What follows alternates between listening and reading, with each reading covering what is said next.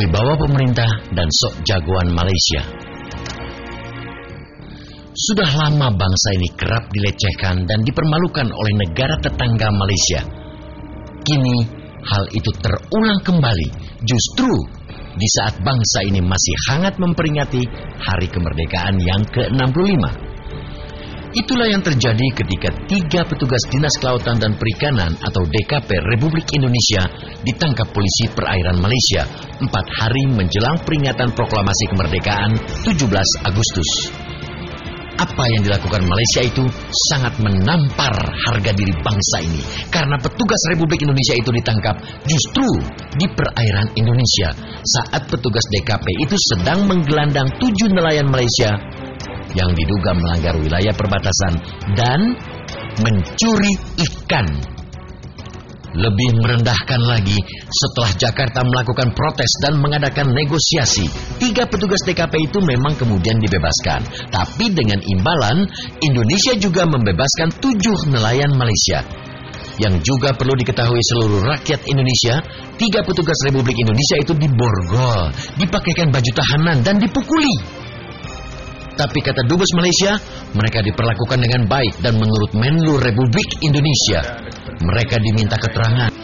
Sebaliknya, nelayan Malaysia diberi pakaian baru, diperlakukan seperti tamu agung.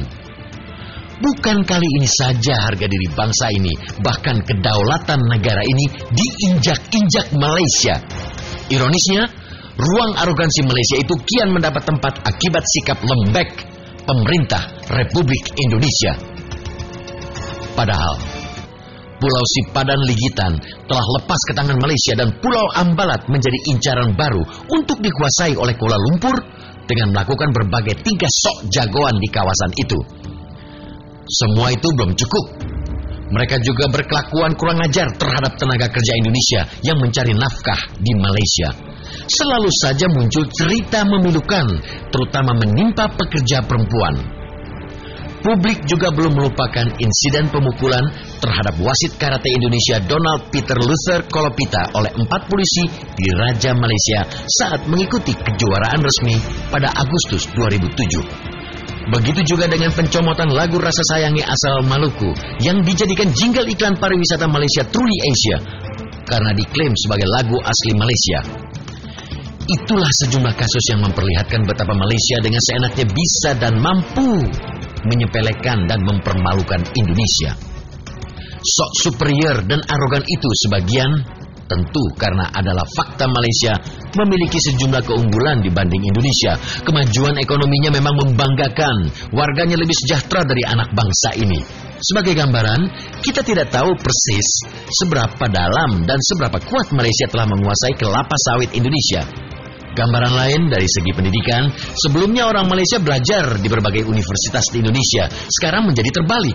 Orang Indonesia yang belajar di sana, bahkan bangga meraih doktor dari Malaysia. Akan tetapi, pasti bukan hanya karena itu Malaysia berani melecehkan dan mempermalukan Indonesia. Hal itu terjadi karena sikap lembek pemerintah Republik Indonesia dalam menghadapi kekurang ajaran Malaysia dan wibawa pemerintah yang hilang, sehingga Malaysia berani seenaknya terhadap anak bangsa ini, terhadap kedaulatan negara ini. Sampai kapan semua itu kita biarkan? Harus ada wibawa yang ditegakkan kembali sebagai negara yang besar dan berdaulat, dan jangan beri hati kepada Malaysia berlama-lama, kecuali harga diri bangsa ini sudah mati.